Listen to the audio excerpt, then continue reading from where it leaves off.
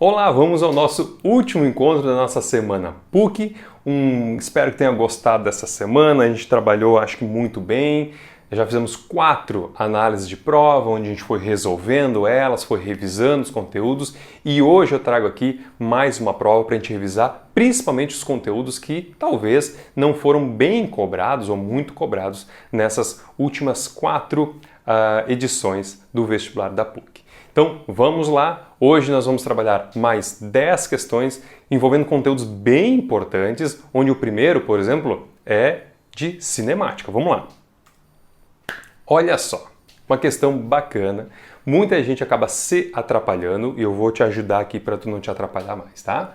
Veja bem, ele dá, nesse enunciado, um gráfico de posição no tempo, fala que é uma partícula que está se movimentando, né? E ele pergunta assim, ó, cada uma a gente vai ter que analisar. Tá? E sempre nesse gráfico, eu sempre faço várias perguntas e é isso que eu quero utilizar para fazer uma revisão contigo. Se eu te perguntasse assim, ó, o que tu pode me informar sobre a velocidade inicial? Bom, tem gente que diz que a velocidade inicial é zero, porque tipo, tá aqui no zero. Mas tem gente que diz que a velocidade é negativa, porque tipo, não tá no zero, tá no negativo. Tem gente que diz que a velocidade é positiva porque tá indo para cima. Final de contas, se o problema te pergunta uma coisa sobre velocidade, num gráfico de posição e tempo, vamos lá, a dica é faça análise da reta tangente. Veja bem, eu quero saber, por exemplo, uma informação sobre a velocidade nesse ponto inicial. Traça uma reta tangente aqui a esse ponto inicial. Olha o que tu vais notar. Tu vai notar que essa reta tangente não tem inclinação. Se ela não tem inclinação, significa o quê? Significa que não tem velocidade. Agora, no instante posterior, tipo aqui significa, traça a reta tangente, que tem uma inclinação, então tem velocidade. Então significa mais que essa inclinação ela é positiva, então a velocidade é positiva. Vamos pegar um outro ponto, tipo no T1, que muita gente se confunde também. Traça a reta tangente aqui, tu percebe que a inclinação aumentou. Claro, quer dizer que a velocidade está aumentando o seu valor. Um último ponto aqui. Note então, mais do que ter uma parábola aqui no início, nós temos um movimento onde a velocidade parte do zero e vai aumentando o seu valor para o sentido positivo, tá? Se tu entendeu isso, perfeito. Se tu queres entender ainda mais sobre gráficos, eu vou botar videozinhos aqui embaixo com dicas bem importantes sobre gráficos de MRU, de MRUV e como analisar gráficos, tá? Onde eu falo que gráfico que tu faz análise da reta tangente, por exemplo, como a gente fez. Em que gráficos que a gente faz análise por área. É bem bacana e vou deixar esse videozinho para ti. Aliás, são 3 videozinhos bem bacanas, tá? Muito bem. Então, com isso daqui, com essa revisão, acho que a gente está esperto aí para resolver esta questão 1 da prova de 2016. Olha só. Diz, a partícula partiu de uma posição inicial positiva. Não, a partícula partiu da posição negativa, com velocidade zero. No instante T1, a partícula muda de sentido. Não, no instante T1, ele passa pela posição zero, mas ele continua indo para frente. Nada de mudar de sentido. C, no instante T1, a partícula está em repouso. Não, já vimos para a reta tangente. D, o módulo da velocidade medida para a partícula diminui. Não, vai aumentando, porque a inclinação vai aumentando. O módulo da velocidade medida para a partícula aumenta durante todo o intervalo de tempo. Yes. Fechou a letra E. Deu. Acabou. Tranquilo, né? Então a grande dica é, num gráfico de posição no tempo, reta tangente te dá informações sobre velocidade. E obviamente, né, posição e tempo, o próprio gráfico te dá isso, tá? Ah, professor, e a aceleração? Aceleração, isso tem a ver com a concavidade. Neste caso, como tem uma concavidade para cima, a aceleração é positiva, tá? Mas de novo, essas dicas e muitas outras estão nesse videozinho que eu vou botar aqui para ti, tá? Vamos lá, questão 2. Isso aqui me cheira força, me cheira a leis de Newton. Sobre uma caixa de massa 120 kg, atua uma força horizontal constante F de 600. Vou desenhar isso. Uma caixa de massa 120 kg atua uma força de 600 newtons. A caixa encontra-se numa superfície horizontal e em um local onde a gravidade é 10. Tá? Para que a aceleração da caixa seja constante com módulo igual a 2, a aceleração é 2 metros por segundo ao quadrado. E tem a mesma orientação da força F, o coeficiente de atrito cinético entre a superfície... Então, para aí. Então quer dizer que tem uma FAT aqui. Tem uma FAT. Essa força de atrito, ela é contrária ao movimento. Então, para aí. Essa aceleração não é a aceleração produzida por esta força ou por esta força. Sempre lembra, na segunda lei de Newton, a gente não escreve isso daqui. Não é força igual a massa de aceleração. Não é. É força resultante. E ainda isso aqui é vetor. Então, peraí, vou botar para a direita o sentido positivo. Quem é a força resultante aqui? Há duas forças que interferem na aceleração. Claro, tem o peso normal também, mas o peso normal elas se anulam, tá? Mas tem essa força e essa força elas afetam a aceleração, porque estão na direção do movimento. Enquanto eu tenho uma força positiva, 600, porque eu botei o sentido do meu referencial para a direita positivo, eu tenho uma fat contrária ao movimento. Tudo isso é igual a massa vezes aceleração. Ponto. Vamos lá. Se a força é 600, se a massa... Agora eu vou substituindo aqui, tá? A massa é 120. A aceleração, 2. Então vamos fazer essa conta aqui. Vai dar 240, passa para cá, 600 menos 240, isso dá 360. 600 menos... Ainda é 360. 360 newtons. Pronto. Tá? Beleza. Se a fat é 360, então eu posso encontrar um mi. Por quê? Porque fat é mi vezes a normal. Fat vale 360. O mi, quero saber. E a normal? A normal é igual ao peso nessa situação, né? Então seria 120 vezes 10. Opa! Que dá 1.200. Pronto. Quanto é que dá essa continha aí? Bom, se a gente fizer esta continha, vou fazer aqui. Olha, eu acho que isso dá 0,3, né? 360 dividido por 1.200. Isso dá 0,3. Então, nós encontramos que esse coeficiente de atrito vale 0,3. Letra C. Aliás, né?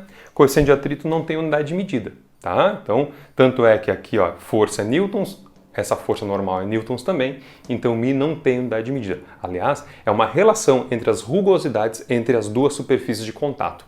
Vale comentar. Tá errado a gente falar, por exemplo, o coeficiente de atrito do concreto vale tanto, da madeira vale tanto, da borracha vale tanto. Por que está errado? Porque o coeficiente de atrito é uma relação entre as superfícies. Exemplo, se eu colocar um corpo de madeira em contato com concreto, eu vou ter um valor de coeficiente de atrito. Se eu pegar esse mesmo corpo de madeira e botar em cima do vidro, vai ter um outro valor de coeficiente de atrito. Por isso que esse coeficiente de atrito é a relação entre as superfícies que estão em contato, dependendo então das duas superfícies que estão em contato. Tá? Muito bem, aqui fechou a questão 2. E obviamente, né, qualquer dúvida que tu tenhas, tu me pergunta aqui na plataforma. E se tu tem meu contato do WhatsApp também, pode entrar em contato comigo sem problema nenhum, tá? Questão 3. Vamos lá, essa questão 3. Me parece uma coisa de colisão. Olha só, uma esfera vindo junto à outra, elas vão se bater, né? Acho que é isso. Olha só, inicialmente as esferas se movimentam em sentidos opostos. Tá, eu estou vendo isso na figura. Colidindo no instante T1. Tá? Na figura, a figura 2 representa a evolução das velocidades. Tá? Em função do tempo. Olha que curioso. Eu tinha aqui, antes da colisão, ou seja, antes de T1, o A tinha a velocidade positiva, tá indo para a direita, e o B a velocidade negativa, tá vindo para a esquerda. Só porque depois da colisão eu vejo que os dois se movem juntos. Para tudo. Isso é uma colisão inelástica, completamente inelástica ou perfeitamente inelástica, tá? Significa uma colisão onde eles colidem e eles ficam juntos. Nesse tipo de colisão, vale sempre comentar, há conservação da quantidade de movimento, mas não há conservação da energia cinética. Vamos lá, os tipos de colisões que a gente tem são 3. Os extremos, colisão completamente inelástica, que é essa daqui, onde eles ficam juntos, colisão completamente elástica ou simplesmente colisão elástica. E tem as colisões inelásticas ou chamadas parcialmente inelásticas. Então olha só, enquanto a elástica, por ter elasticidade, há uma conservação da energia cinética, na inelástica, na completamente inelástica, não há conservação de energia cinética. E nas parciais, o que acontece? Os corpos envolvidos não ficam grudados, mas eles ficam deformados. Então, parte da energia cinética vai ser utilizada para deformar os corpos. Então, a energia cinética também não se conserva. Então, falou de inelástica, não tem conservação da energia cinética. Se falou de elástica, aí tem. Então, vamos lá, vamos procurar isso. Letra A, a conservação de energia cinética? Não. A dissipação de energia mecânica do sistema durante a colisão? Fiquei em dúvida. Pode ser, acho que sim, hein? Mas vamos lá. A letra A eu tenho certeza que não. Letra C. A quantidade de movimento total do sistema formado varia. Não, ela se conserva. A velocidade relativa de afastamento dos corpos após a colisão é diferente de zero. Não, porque eles estão juntos, né? Então não existe velocidade relativa entre um e outro, porque eles estão juntos. E a velocidade relativa entre as esferas antes da colisão é inferior à velocidade relativa entre elas após colidirem. Não. Antes existe velocidade relativa, depois não existe, então não pode ser inferior. Então é a letra B mesmo. E é isso que a gente tem que comentar, que parte da energia cinética se dissipa. Então significa que tu não tens uma colisão elástica, tens uma colisão inelástica, tá? Então fechou a letra B de bola, tá? Acho que é isso aí. Acho que já revisamos esses 3 tipos de colisão. Tá bem bacaninho. Aliás, eu vou botar aqui um esquemão para ti de todas essas colisões, tá? Então te prepara aí que eu vou colocar também. Esse esquemão vai ser 2 slides, 2 montagens que eu fiz. Eu vou botar aqui sobre colisões para revisar tudo isso que eu acabei de comentar. Certo? Muito bem. Vamos à questão 4. Questão 4. Empuxo, ó, novamente. Tá? Hidrostática, sempre de esperar alguma questão. Então foi. Diz isso daqui, vamos dizer, considerando que as forças que atuam na esfera sejam peso, empuxo e tensão, a alternativa que melhor representa as intensidades é, vamos procurar uma palavrinha, equilíbrio mecânico. Então quer dizer que as forças que a gente tem para cima que são empuxo e as forças que a gente tem para baixo que são tensão, porque eu tenho uma cordinha presa embaixo e eu tenho o peso. Então peraí, se isso está em equilíbrio, a força para cima tem que ser igual às forças que eu tenho para baixo. Fechou isso daqui? Fechou, né? O empuxo é com a tração mais o peso. Fechou, letra A. Bem tranquilo, bem tranquilo. Nessa daqui, eu diria, tem alguma coisa mais a acrescentar? Não, é isso aí mesmo. Que questão bem boa de fazer. Tranquilinho. Questão 4 foi. Bem rapidinho. Vamos para a questão 5. Questão 5. Esse gráfico, então, representa a variação de temperatura em relação à quantidade de movimento. Curva de aquecimento, né? Bem tranquilo. Olha só, a massa 0,1 kg, inicialmente na fase sólida. Tá, entendi. Sólido, aí muda de estado, líquido. Vamos ver. A temperatura de fusão da substância é de 30? Sim, é de 30, que é onde muda do estado. Beleza. O calor específico da substância na fase sólida é constante? Sim, porque é uma reta. Ao longo de todo o trecho B, a substância encontra-se integralmente na fase líquida? Não, ela vai mudando da fase sólida para líquida. Então eu acho que está correto é só 1 e 2. Então a 5 fechou a letra C de casa. Tranquilo, né?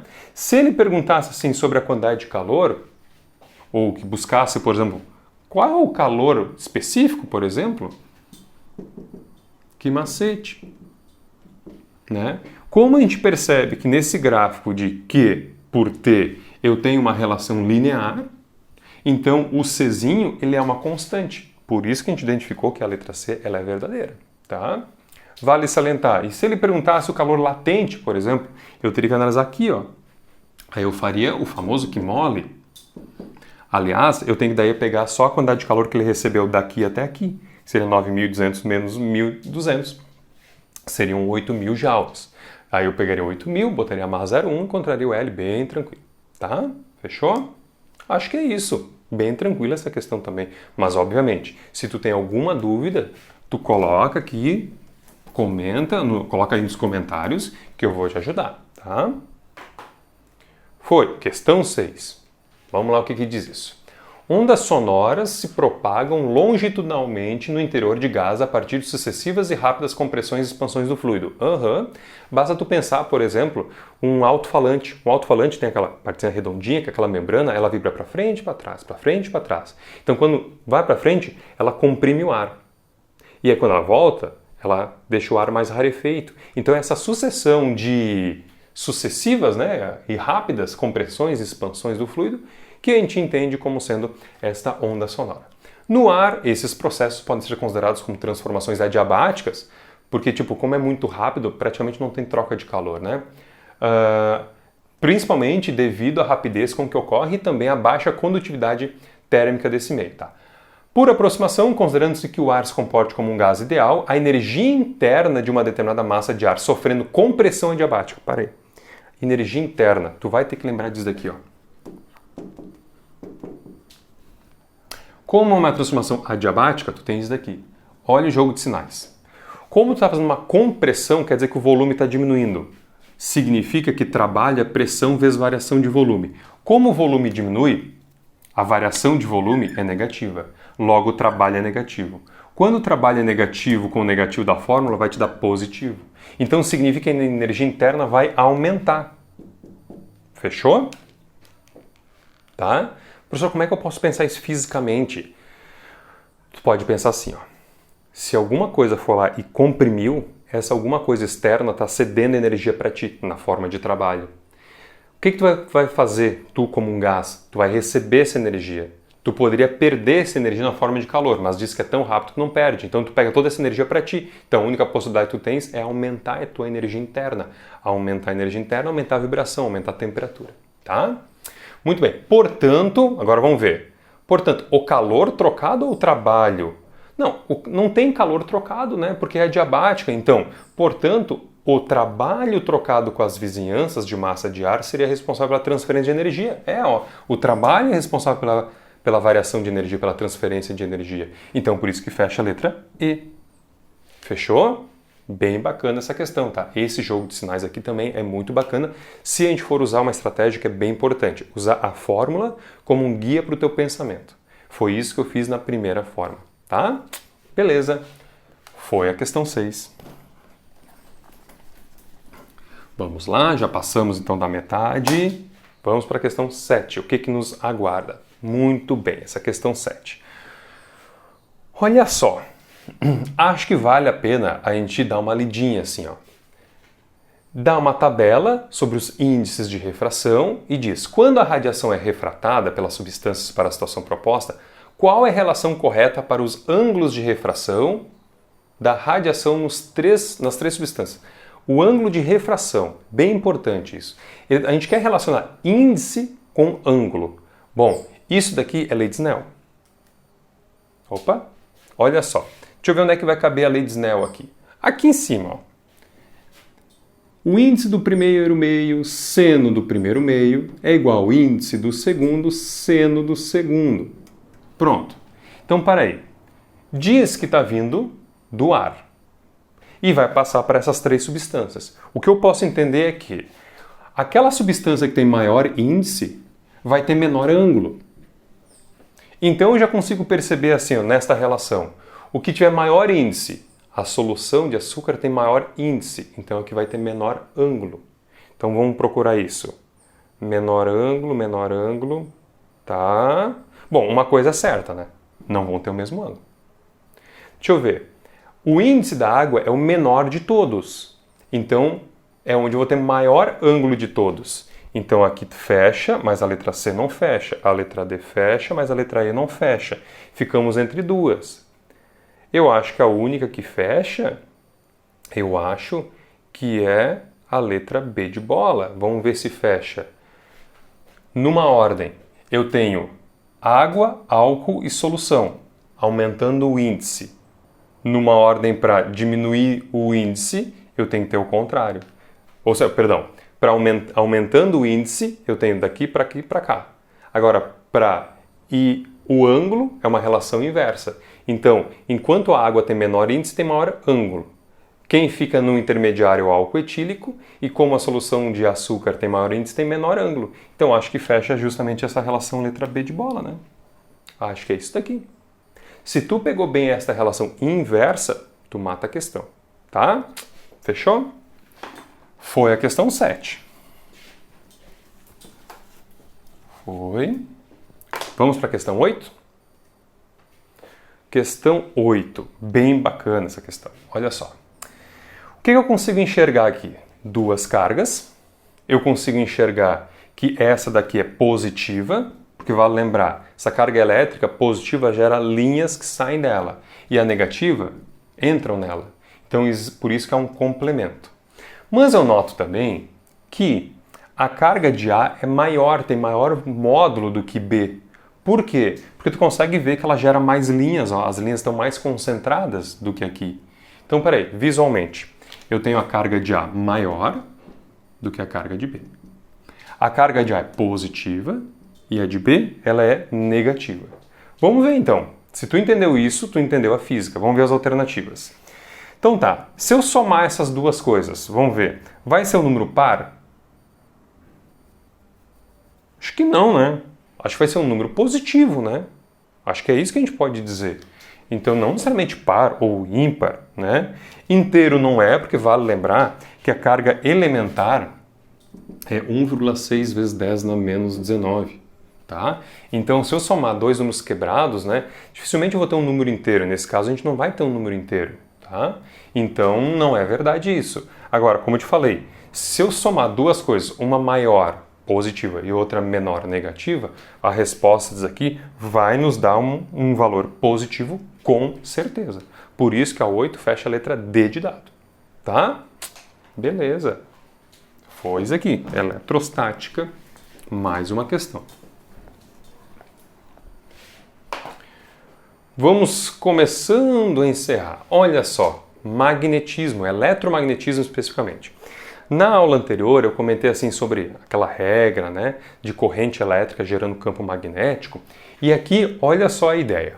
Diz que quando se gera uma corrente elétrica de intensidade I, se registra um campo B. I gera B. O que a gente vai ter que fazer? Se tu quiser 5B, ou seja, tu quer aumentar 5 vezes o campo magnético, o que tu vai ter que fazer com a corrente? Aumentar 5 vezes. Então a corrente elétrica final tem que ser 5 vezes a inicial. Pronto. Letra C.